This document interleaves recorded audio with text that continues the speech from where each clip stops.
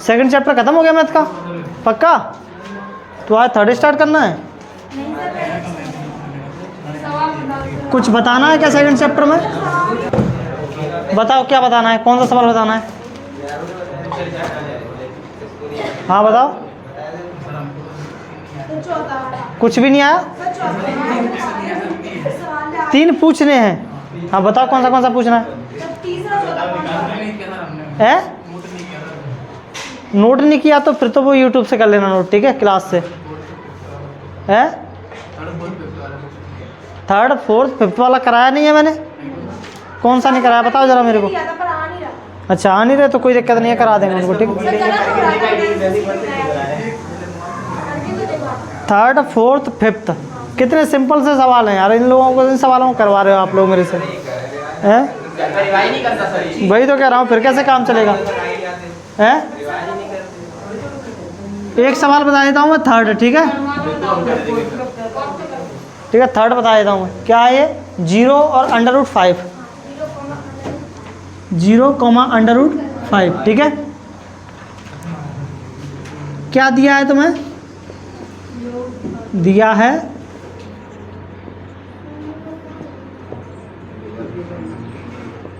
शून्यकों का योगफल, यानी कि अल्फा प्लस बीट शून्यकों का योगफल बराबर कितना है तुम्हारा? 0, यानी कि -b/a = क्या? 0। इसको क्या लिखते हैं? सम ऑफ जीरोस लिख लोगे ना, सम ऑफ जीरोस, ठीक है। तो ये कितना आया तुम्हारा? 0 -b/a = 0। अब लिख लो product of zeros, product of zeros यानी कि शून्यकों का गुणनफल।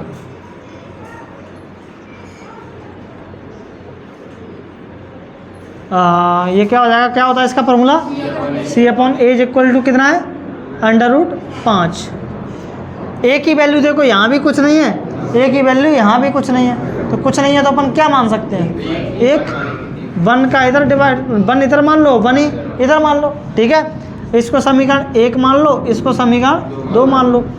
लिख दो समीकरण 1 व 2 से a बराबर कितना आएगा तुम्हारा? 1, b बराबर कितना आएगा? 0, c बराबर कितना आएगा? √5। अब इन मानों को रख दो बहुपद में, ठीक है। a b c के मान बहुपद ax² + bx + c में रखने पर, ठीक है।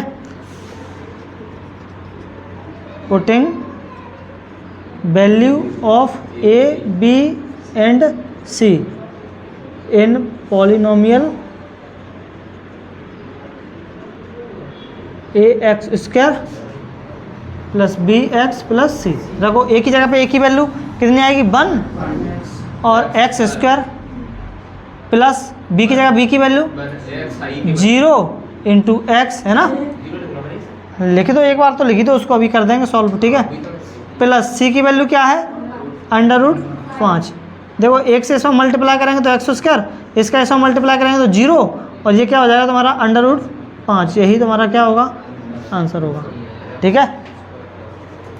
ठीक है भैया, अब 2 सवाल तो कर लेना यार कम से कम, है कोशिश करना।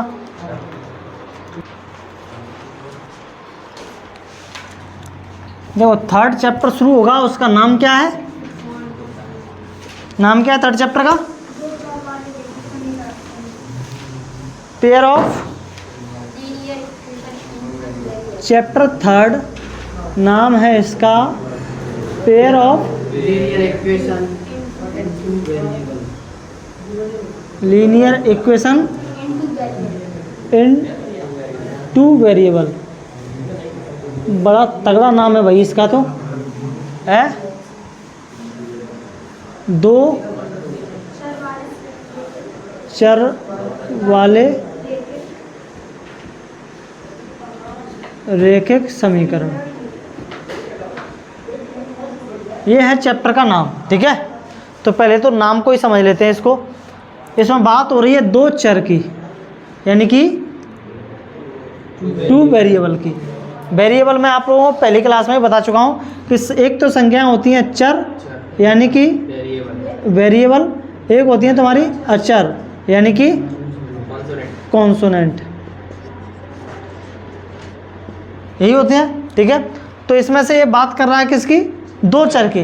दो चर होंगे, एक्स वाई हो सकते हैं, ए बी हो सकते हैं, यू वी हो सकते हैं, है ना, कोई भी दो चर इसमें आ सकते हैं। ठीक है, ज़्यादातर सवाल एक्स वाई में ही तुम्हें देखने को मिलेंगे। ठीक है, तो दो चर यानी कि जैसे मान लो एक्स और वाई, और वाले का तो कोई मतलब होता नहीं है ना, वाले तो वाले ही है। ठीक है, रेखिक, रेखिक यानी कि लीनियर। मैंने आप लोगों को पॉलिनोमियल समझाए थे सेकंड चैप्टर में जब बेसिक कराया था कि पॉलिनोमियल कितने टाइप के होते हैं, दो टाइप को मैं अपन उनको बांट के पढ़ते हैं, एक तो टर्म्स के बेस पे और एक डिग्री के बेस पे, घात के आधार पर। घात के आधार पर कितने कितने कितने प्रकार के होते थे, तीन, जिनमें से पहला कौन सा था तुम्हारा, शून्य बहुपद, उसके बाद रेखिक बहुपद यानी कि लीनियर पॉलिनोमियल, है ना, लीनियर पॉलिनोमियल, फिर क्वाड्रेटिक पॉलिनोमियल, फिर क्यूबिक पॉलिनोमियल। तो लीनियर का मतलब क्या था वहाँ पे, जिसकी डिग्री कितनी हो, 1। इसका मतलब है इन समीकरणों की डिग्री कितनी होगी, 1 होगी। लीनियर का मतलब क्या, डिग्री कितनी होगी, 1। ठीक है, और समीकरण यानी कि इक्वेशन, इक्वेशन का मतलब क्या होता है, इसमें दो पक्ष होंगे। क्या पक्ष होंगे, दो, एक LHS और एक RHS। ये है चैप्टर का मतलब। ठीक है, तो दो समीकरण होंगे। अब समीकरण किस फॉर्म में होंगे, इस फॉर्म में, A1x plus B1y plus C1 बराबर 0, A2x plus B2y plus C2 बराबर 0। ठीक है, समीकरण हमें इस तरह के देखने को मिलेंगे। ये समीकरण 1 है, ये समीकरण 2 है। समीकरण 1 है इसलिए सब में A1 B1 C1 लगा है, समीकरण 2 है इसलिए सब में A2 B2 C2 लगा है। ठीक है, समीकरण जब भी हम 1 से वैल्यू निकालेंगे तो A1 B1 C1 की निकालेंगे, तो समीकरण 2 से जब भी वैल्यू निकालेंगे किसकी निकालेंगे, A2 B2 C2 की निकालेंगे। ठीक है, यहाँ से कभी कभी क्वेश्चन पूछ लेता है general form of quadratic equations, है ना, जनरल फॉर्म ही बोलते हैं इसको।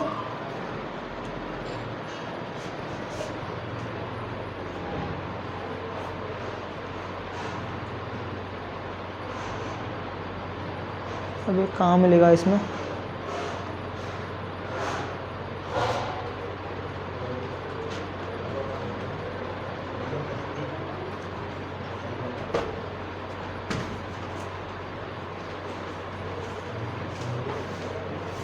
चलो छोड़ो, तुम नहीं दिख रहा मुझे इसमें कहीं, अभी मिल जाएगा, जब अपन बुक पढ़ेंगे तो मिल जाएगा। बताइए ज़रा, पीछे होगा सबसे लास्ट में, देखते हैं ना।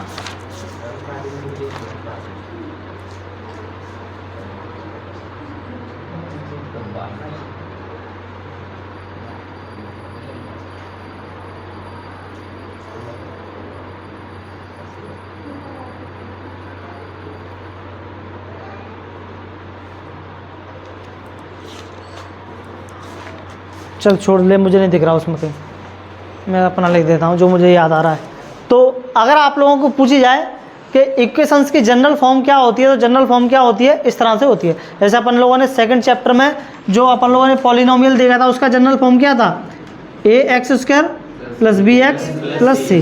ठीक है, वहाँ पर इस टाइप के समीकरण वो दिख रहे थे हमें पॉलिनोमियल, यहाँ पर हमें समीकरण किस टाइप के दिखेंगे, इस टाइप के दिखेंगे। ठीक है, इसी को अपन बोलते हैं क्या, जनरल फॉर्म।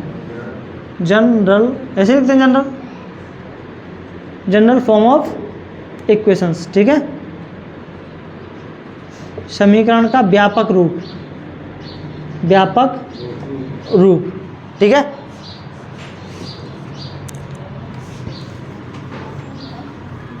अब देखो इसमें अपन को जो बेसिक पढ़ना है 3.1 में है, वो बेसिक ये है,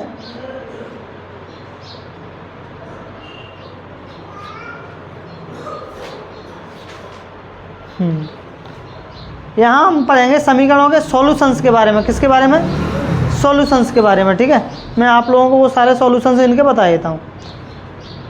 आप लोगों ने 9th क्लास पढ़ी है, 9th क्लास का मैथ पढ़ा होगा, आप लोगों ने ग्राफ के बारे में पढ़ा होगा, कुछ पढ़ा है, थोड़ा बहुत आइडिया नहीं है बिल्कुल भी ग्राफ के बारे में है, पढ़ा है ना। जैसे मैं आप लोगों को याद दिलाऊं, एक जैसे कोई समीकरण है 2x + 5 x + y = 5, मान लो कोई ये समीकरण है, ठीक है। हमें इसका क्या करना है, ग्राफ खींचना है। क्या करना है, ग्राफ खींचना है। तो हम यहाँ पे x की वैल्यू कुछ भी लिखते जाएंगे, जैसे 1 लिख देंगे तो y की वैल्यू निकलती आएगी। इसमें x की वैल्यू 1 रखेंगे तो देखो क्या आएगा, y + 1 + y = 5, y बराबर निकालेंगे तो 1 उधर जाएगा, 5 - 1 यानी y बराबर कितना आ जाएगा, 4। अब तुम x बराबर 2 रख दो, 2 रखेंगे तो देखो 2 + y = कितना, 5, y बराबर निकालेंगे तो 5 - 2 यानी y बराबर कितना आएगा, 3। अब x बराबर कितना रख दो, 3 रख दो। x बराबर 3 रखेंगे तो देखना क्या आएगा, 3 + y = 5। कौन है भैया, यस यस। तो देखो यहाँ से अपन y = निकालेंगे तो कितना आएगा, 5 - 3 यानी कि y = कितना आया, 2। अब अपन को इसका ग्राफ खींचना है, तो ग्राफ अपन इस तरह से बनाते थे। ये तुम्हारा x एक्सिस होता है, ये तुम्हारा y एक्सिस होता है ना। इसमें बताओ मेरे को प्लस के किधर होते थे, प्लस के इधर होंगे,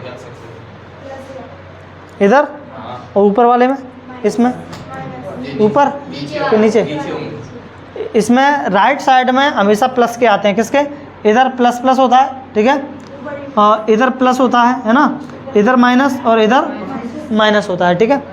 ये यहाँ पे होता है 0, 1, 2, 3, 4, ठीक है, 5 तक नहीं, इनफाइनाइट तक, -1, -2, -3, -4, ऊपर +1, +2, +3, +4, नीचे -1, -2, -3, -4। अपनी वैल्यू ठीक है क्या, 1 2 3 2 3 4, ठीक है।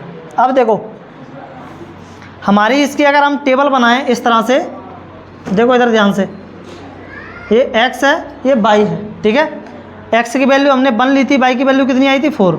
x की वैल्यू हमने 2 ली थी, y की वैल्यू कितनी आई थी, 3। x की वैल्यू हमने 3 ली थी तो y की वैल्यू कितनी आई थी, 2, ठीक है।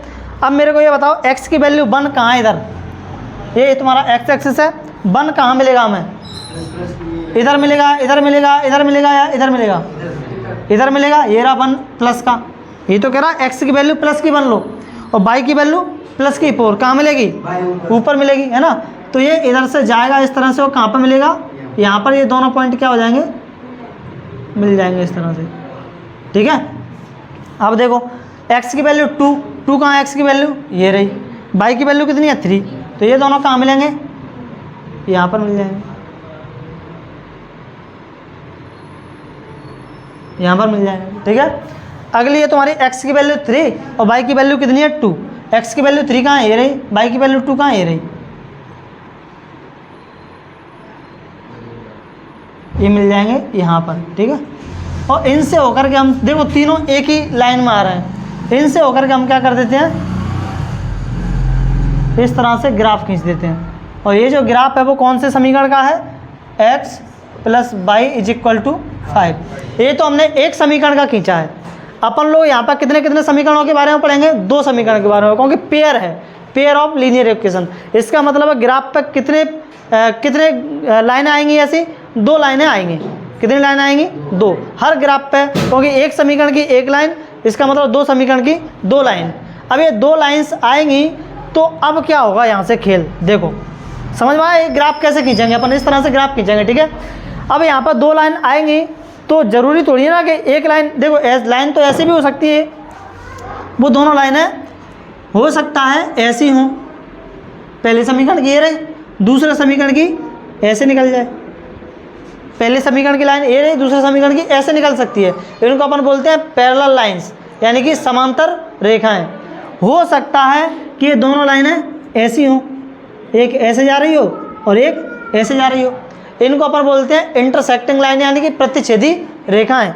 या हो सकता है लाइन के ऊपर लाइन चली जाए, एक लाइन ये रही और दूसरी लाइन भी ये रही, इसको अपन बोलते हैं समपाती रेखाएं यानी कि कोइंसिडेंस लाइंस, ठीक है, कोइंसिडेंस बोलते हैं उनको। मैथ कहाँ है?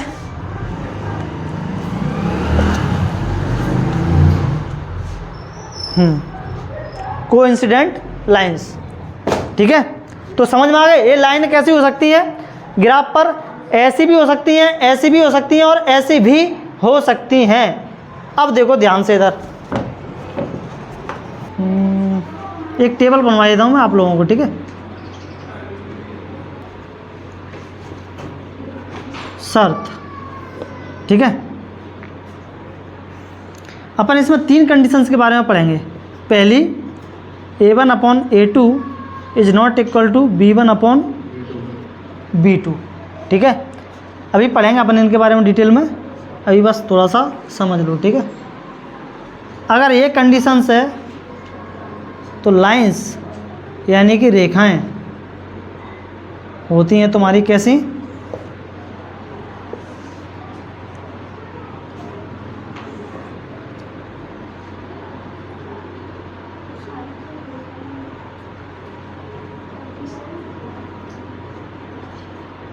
कौन सी लाइन से हैं? प्रतिच्छेदी, यानी कि इंटरसेक्टिंग,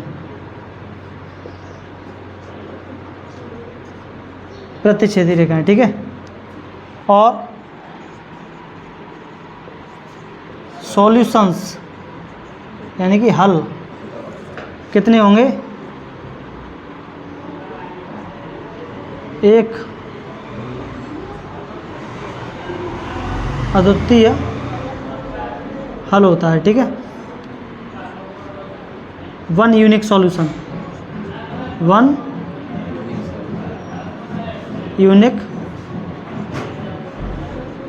यूनिक सॉल्यूशंस, ठीक है। और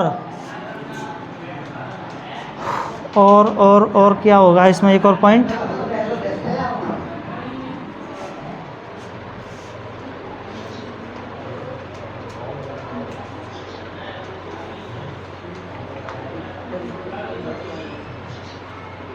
एक पॉइंट ये बना लेना, कंसिस्टेंट और इनकंसिस्टेंट, संगत और असंगत, ठीक है। पढ़ाया तूने पहले? नहीं, अच्छा वहाँ पढ़े आया होगा, वहाँ पढ़े आया होगा तो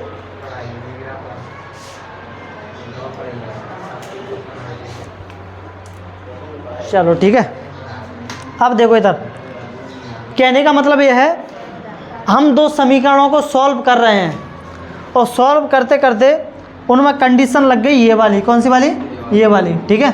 अच्छा ये तीनों कंडीशंस मैं आप लोगों को लिखा देता हूँ एक बार ऊपर, ठीक है। उसके बाद करते हैं अपन इनको 3 कंडीशंस के बारे में, अपन इनके बारे में पढ़ेंगे। वो तीनों कंडीशंस कौन सी हैं? एक तो होती है तुम्हारी A1/A2 is not equal to B1/B2। अगर ये कंडीशन है तो यहाँ पे क्या होता है? एक अद्वितीय हल होता है। कैसा होता है? एक अद्वितीय हल, ठीक है। कि इसी में लिखता जाऊँ? क्यों लिखने की जरूरत है उसको, है ना, मत लिखो, छोड़ो यहीं पे लिख लेते हैं। देखो 2 समीकरणों को अपन जब सॉल्व करेंगे तो ये वाली कंडीशंस लगेगी एक तो, ठीक है। अगर ये वाली कंडीशंस लगेगी तो वो इंटरसेक्ट करेंगे कितने पॉइंट पे? एक पॉइंट पे। ध्यान रखेंगे ये लाइन है, जितने पॉइंट पे इंटरसेक्ट करेंगी उसके उतने ही सॉल्यूशन होंगे। अगर एक पॉइंट पे इंटरसेक्ट कर रही हैं यानी कि एक सॉल्यूशन होगा। अगर 2 पॉइंट पे इंटरसेक्ट कर रही हैं 2 सॉल्यूशन होंगे। 4 पॉइंट पे कर रही हैं 4 होंगे। अभी आप लोगों ने उसमें भी दिखाया था, मैंने फर्स्ट सेकंड वाले चैप्टर में, कितने जगह ग्राफ को काट रहा था, जितने जगह काट रहा था उतने ही शून्य थे वहाँ पे, है ना। ऐसा ही कुछ समझ लो इसको भी। तो अगर एक हल होगा तब तो हम इस समीकरणों को हल कर पाएंगे आगे, और एक हल से अगर कोई ज़्यादा इसके हल हैं तो हम इस समीकरण को हल नहीं कर पाएंगे। सवाल को हम वहीं पे क्या कर देंगे? स्टॉप कर देंगे कंडीशन को लगा के, ठीक है। तो चूँकि देखो एक पॉइंट पर कट कर रही हैं, इसका मतलब इसका क्या है? एक अद्वितीय हल है। और संगत और असंगत का मतलब क्या होता है? साथ साथ होंगी कि अलग अलग होंगी ये? तो देखो संगत का मतलब साथ साथ, असंगत का मतलब अलग अलग। तो अभी देखो कट कर रही है ना, मिल रही है ना, मिलने का मतलब है संगत है। कैसी हैं? संगत हैं, यानी कि कंसिस्टेंट है। ठीक है,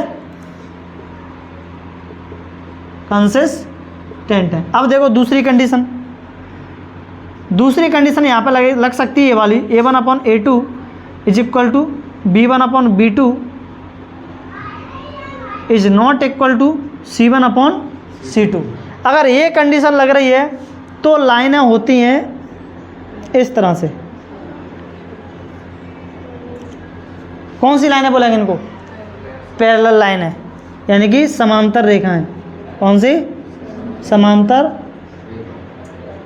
रेखाएं। ठीक है, यानी कि पैरेलल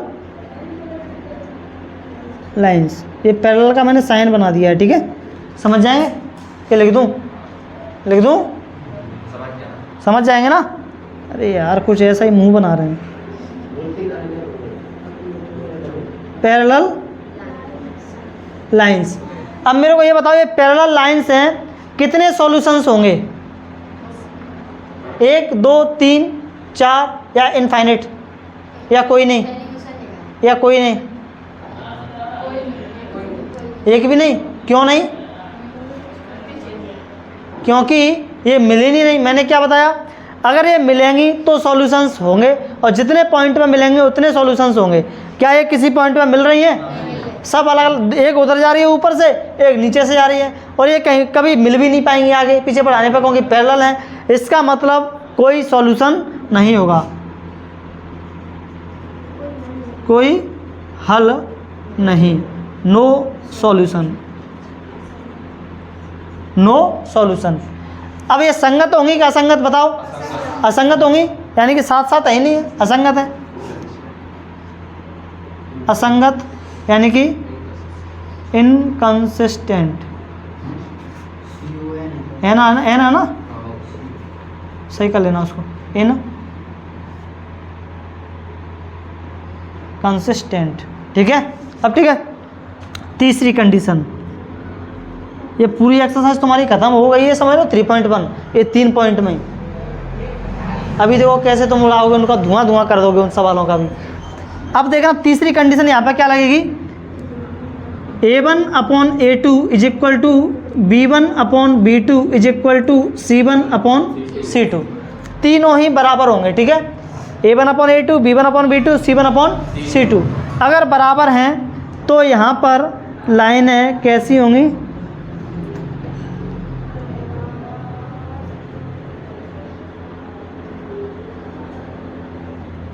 एक के ऊपर एक। कौन सी लाइनें बोलते हैं इनको? कोइंसिडेंट। कोइंसिडेंट यानी कि संपाती। क्या बोलते हैं? संपाती। संपाती का मतलब एक के ऊपर एक ऐसे रखे होना। ठीक है, अब मेरे को ये बताओ कितने सॉल्यूशंस होंगे इसके? 1 2 3 4 5 इनफाइनाइट। 2 पॉइंट पे मिल रही है। ये मैंने केवल यहाँ तक बनाई है, दिखा दी है उसमें। ये लाइन है, ये लाइन इधर आगे जा रही है, पता नहीं कहाँ तक जा रही है। ठीक है, ये लाइन इधर जा रही है, पता नहीं कहाँ तक जा रही है। बोर्ड पर बना नहीं सकते, तो छोटी सी बना दी है। ये जा रही है इधर, और एक इसी के ऊपर जा रही है सेम। बताओ जरा, तुमने 2 पॉइंट कैसे कह दिए कि 2 पॉइंट में मिल रही है? कितने पॉइंट में मिल रही है? ये लाइन तो बनी डॉट डॉट डॉट पॉइंटों से, ये ना ऐसे ऐसे पॉइंटों से बनी है। न जाने कितने सारे पॉइंट्स हैं इसमें। क्या इसमें 1-2 पॉइंट दिख रहे हैं? तो 1-2 पॉइंट नहीं है, इसमें बहुत सारे पॉइंट्स हैं। इसका मतलब ये बहुत सारे पॉइंट्स पर क्या कर रही हैं? मिल रही हैं। अगर बहुत सारे पॉइंट्स पर मिल रही हैं तो यहाँ पर कितने सारे सॉल्यूशंस होंगे? बहुत सारे सॉल्यूशंस होंगे, यानी कि अपन यहाँ पर लिख सकते हैं इनफाइनिट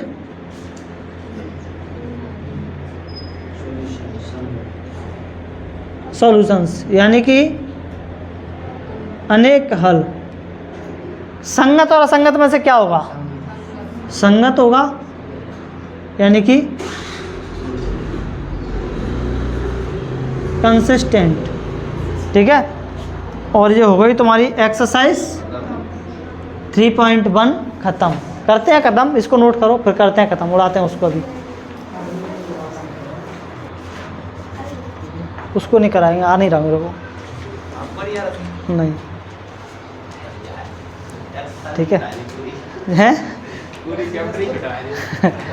छुड़वा देंगे, जो नहीं आएगा उसको छुड़वा दिया करूँगा, और क्या है।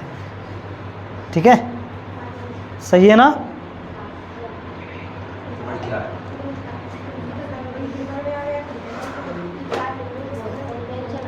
छुड़वा नहीं रहे हैं, करवा देंगे, लेकिन इस बात की गारंटी है कि पेपर में नहीं आएगा।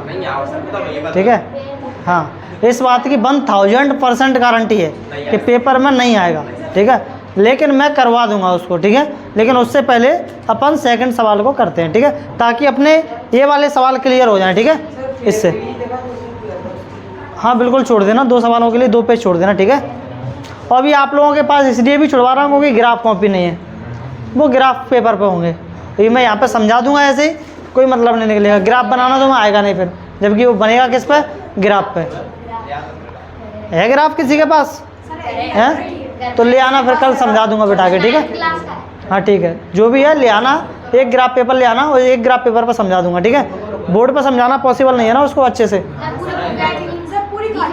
हाँ तो ठीक है, ले आना ले आना ले आना। ठीक है, जब फेयर बनाओगे तो उसी ग्राफ पेपर के पेज को उस पर चिपका देना। ठीक है, रजिस्टर के पेज पे, तो उसी में तुम्हारा क्या हो जाएगा, वो ग्राफ बन जाएगा। ठीक है, अपन करते हैं क्वेश्चन नंबर 2 से।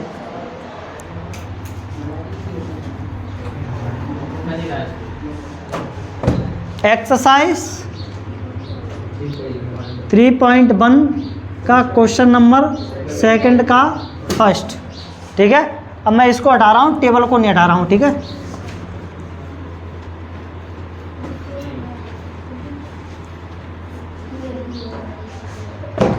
देखो सवाल क्या है, on comparing the ratio A1 upon B1, A1 upon A2, B1 upon B2 and C1 upon C2, find out whether the lines representing the following pairs of lines equations intersect at a point or parallel और coincident. यानी आप लोगों को ये बताना है कि line intersect कर रही हैं या पैरेलल हैं या फिर कोइंसिडेंट हैं।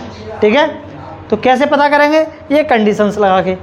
अगर ये वाली कंडीशंस लगेगी इंटरसेक्टिंग होंगी, ये वाली लगेगी कौन सी होंगी, पैरेलल होंगी, ये वाली लगेगी कौन सी होंगी, कोइंसिडेंट होंगी। पता कैसे करेंगे ये वाली कंडीशन लगेगी, वो मैं आप लोगों को बता दे रहा हूँ। सवाल क्या है, 5x माइनस, बोलना जरा, 4y plus 8 is equal to 0। ये हो गया तुम्हारा इक्वेशन 1। दूसरा क्या है, हाँ 9x plus 4y 3y plus 12 बराबर 0। ये हो गया तुम्हारा इक्वेशन नंबर 2। ठीक है, इसके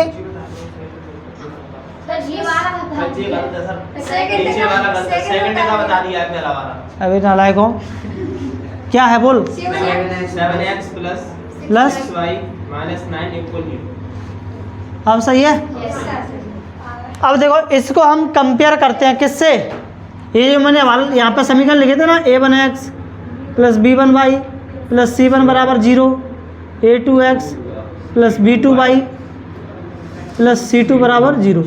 इन दोनों से हम इनको क्या करेंगे, कंपेयर करेंगे। ठीक है, जब कंपेयर करेंगे तो A1 B1 C1 की वैल्यू निकल के आएंगी कहाँ से, ऊपर वाले समीकरण से। तो देखो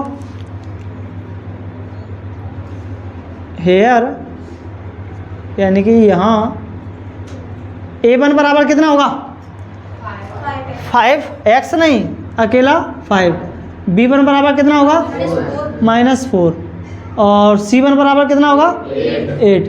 इनको A1 और वो मत कर देना, कुछ गड़बड़ मत कर देना। ऊपर वाला समीकरण है तो ऊपर वाला समीकरण है तो पहला समीकरण है, यानी कि उससे 1 की ही वैल्यू निकलेंगी, A1 B1 और C1। और दूसरे वाले समीकरण से A2 B2 C2। तो A2 बराबर कितना है तुम्हारा 7, B2 बराबर कितना है तुम्हारा 6, C2 बराबर कितना है तुम्हारा माइनस का 9। ठीक है, अब देखना अपन इस तरह से लिखेंगे इनको, A1 upon A2 is equal to 5 upon 7, B1 upon B2 is equal to -4 upon 6, C1 upon C2 is equal to 8 upon minus का 9। अगर कहीं कुछ कट रहा हो तो काट भी देना, कुछ कट रहा है क्या, ये कट रहा है देखो, 2 2 या 4, 2 3 या 6। क्या हुआ, ठीक है, कोई दिक्कत, अब देखना यहाँ पर ध्यान से, यहाँ पे देखो A1/A2 बराबर क्या है 5/7, B1/B2 बराबर क्या है -2/3। क्या ये बराबर है? नहीं है। तो कौन सी कंडीशन लग गई? A1/A2 is not equal to B1/B2, यानी कि since A1/A2 is not equal to B1/B2, ठीक है। अतः लाइंस कैसी होंगी? अतः रेखाएं प्रतिच्छेदी होंगी। इसने तो केवल लाइंस के बारे में पूछा, इंटरसेक्टिंग होंगी। तुम तो इन तीनों क्वेश्चन के बारे में आंसर दे सकते हो ना। अगर ये पूछ लेता तुम तो ये तीनों आंसर दो, लाइनें प्रतिच्छेदी होंगी और सॉल्यूशन कितने होंगे? एक अद्वितीय हल होगा, एक ही हल होगा, और संगत होंगे क्या संगत होंगी? संगत होंगे, यानी कि लाइन वो समीकरण कैसे होंगे? संगत होंगे, ठीक है। हाँ ठीक है, समीकरण कैसे होंगे? संगत। तो हो गया, कर लेंगे पक्का, छोड़ दूँ सारे? तो ठीक है, फिर कल करके लेके आना, ठीक है। हाँ हो गया, आने दो। Hence lines are intersecting. 100 number 8 और देखो क्वेश्चन नंबर 2 में, क्वेश्चन नंबर 3 में वो क्या कह रहा है? 2 इक्वेशन दे रहा है और कह रहा है कि बताओ ये संगत हैं कि असंगत, यानी कि कंसिस्टेंट है कि इनकंसिस्टेंट। तो हमें यही काम करना है। A1 B1 C1 की वैल्यू निकालेंगे, A2 B2 C2 की वैल्यू निकालेंगे, और ये कंडीशंस लगाएंगे, कट रही होंगी काट देंगे, कंडीशंस लगा के देखेंगे कौन सी कंडीशन लग रही है। तो यहाँ पर कौन सी कंडीशन लग रही है? A1/A2 is not equal to B1/B2, यानी कि इसका मतलब लाइंस कैसी है? प्रतिच्छेदी हैं, और प्रतिच्छेदी हैं तो मतलब ये समीकरण कैसे होंगे? संगत होंगे। तो अतः यहाँ पर क्या लिख देंगे? अतः समीकरण कैसे होंगे? संगत होंगे, ठीक है।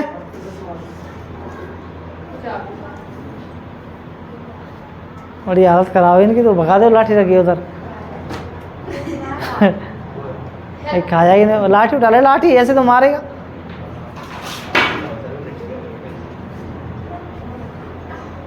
ठीक है, कराऊं क्या? हैं कौन कौन चाहता है कि करा दूं? मत इतने सारे कह रहे हैं तो सर क्यों मैं कहूँगी सर करा दो, है करा देते हैं एक तेरे लिए, ठीक है। हाँ ये हुई ना बात। चलो एक करा देते हैं, ठीक है, ताकि और अच्छे से समझ में आ जाएगा जिनको नहीं समझ में आ रहा। हम कर रहे हैं क्वेश्चन नंबर 3 का, कौन सा कर लेते हैं? फर्स्ट कर लेते हैं, नहीं ये कर लेते हैं, थर्ड वाला कर लेते हैं, ठीक है। उसमें थोड़ा ऊंट पटांग वैल्यू दे रखे हैं। समीकरण क्या है? पहला 2/3x प्लस 5/3 फिर क्या है? अच्छा 2/3 नहीं, हाँ ठीक है, 3/2 5/3 इज इक्वल टू 7। ये हो गया तुम्हारा समीकरण 1। दूसरा क्या है? 9x minus 10y is equal to 14। ये हो गया तुम्हारा समीकरण 2, ठीक है। अब देखो समीकरण 1 से वैल्यू निकालो। यहाँ A1 बराबर कितना है? 3/2, B1 बराबर कितना है? 5/3, तो C1 बराबर कितना है? 7। ध्यान रखेंगे समीकरणों को ऐसे भी लिख के दे सकता है और बराबर के इनको इधर भी करके दे सकता है। तो तुम लोगों को देखना है ध्यान से, अगर एक समीकरण को वो मतलब ऐसे लिख के दे रहा है और एक को वो बराबर की तरह करके देख रहा है, तो तुम दोनों समीकरणों को एक जैसा करना है। या तो बराबर के एक तरफ रखो संख्याओं को, या फिर बराबर के एक तरफ रखो, ठीक है। हाँ माइनस प्लस तो करेंगे ही ना। या तो ऐसे लिखा है तो कोई दिक्कत नहीं है, या फिर दोनों तरफ 0 हो तो भी कोई दिक्कत नहीं है, ठीक है। लेकिन एक तरफ 0 दे रखी है, एक तरफ संख्या दे रखी है, मतलब मैं ऐसे कहना चाह रहा हूँ जैसे कोई समीकरण है x + y + 1 is equal to 0, और एक समीकरण ऐसे लिखा है x - y is equal to 2। ये समीकरण गलत लिखे हैं, सवाल पक्का गलत कर लोगे तुम लोग इससे, अगर एक को ऐसे लिख के दे दिया और एक को ऐसे लिख के दे दिया तो। अब तुम्हें करना क्या है? या तो एक को बराबर के उधर भेज दो, या फिर 2 को बराबर के इधर ले लो। ऐसे रखना है समीकरणों को, ठीक है। वैसे आज तक ऐसे समीकरण दिए नहीं है, लेकिन हो सकता है दे दे, ठीक है, तो फिर दिक्कत हो जाएगी ना कि आपके इसको कैसे करें, क्योंकि फिर तो यहाँ पर माइनस प्लस का चक्कर पड़ जाएगा, बस और कुछ नहीं है। ठीक है, देखो इधर A2 बराबर कितना 9, B2 बराबर कितना -10 और C2 बराबर कितना 14। अब निकालेंगे हम A1 अपॉन A2, तो A1 कितना है तुम्हारा 3/2 अपॉन A2 कितना है तुम्हारा 9, ठीक है, comma B1 upon B2, B1 कितना है 5/3 बटे कितना 10, कॉमा C1 अपॉन C2 बराबर 7/14। ठीक है, अब बताओ मेरे को इसको कैसे सॉल्व करेंगे। देखना 3/2 है, अपॉन में कितना है 9 के नीचे कुछ नहीं है, मैं 1 ले सकता हूँ। ये भाग वाले भिन्न को अपन किस में बदलते हैं, मल्टीप्लाई में बदल करते हैं ना, तो 3/2 इंटू नीचे वाली फ्रैक्शन को अपन क्या कर देते हैं, पलट देते हैं, तो कितना आ जाएगा 1/9। देखो 3 से 9 कट जाएगा कितनी बार, 3 बार, तो कितना आएगा तुम्हारा 1/6, यानी कि ये आ जाएगा तुम्हारा कितना, मैं यहाँ पर कर दूँ नीचे, कितना आएगा A1 upon A2 is equal to 1/6। अब देखो इसको सॉल्व करो, इसको सॉल्व करेंगे तो 5/3 डिवाइडेड बाय 10 के नीचे कुछ नहीं है, 1 ले लो, तो 5/3 इंटू 1/10, 5 बन जा 5, 5 2 जा 10, कितना आ रहा है 1/6, ये भी आ गया तुम्हारा, यानी कि B1 upon B2 is equal to 1/6। अब C1 7 कम 7 दूनी 14, C1 upon C2 is equal to कितना आ रहा है 1/2। ठीक है, अब देखना कौन सी कंडीशन लग रही है, A1 अपॉन A2 कितना है 1/6, B1 अपॉन B2 कितना है 1/6 और A1 अपॉन A2 वो सॉरी C1 अपॉन C2 कितना है 1/2, यानी कि ये दोनों तो बराबर हैं जबकि ये बराबर नहीं है। कौन सी कंडीशन है, पैरेलल वाली, ये वाली। ठीक है, यानी कि यहाँ पर क्या हो रहा है, चूंकि A1 upon A2 is equal to B1 upon B2 is not equal to C1 upon C2, अतः लाइंस कैसी होंगी, हैंस लिखेंगे अपन, वो सॉरी अतः समीकरण कैसे होंगे, समीकरण सॉरी असंगत होंगे, है ना, असंगत होंगे, hence equations will be inconsistent।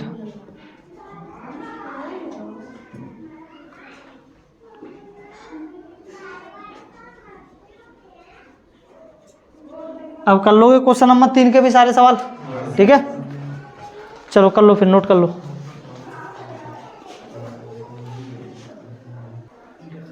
कौन सी कंडीशन से इधर ये लाइन,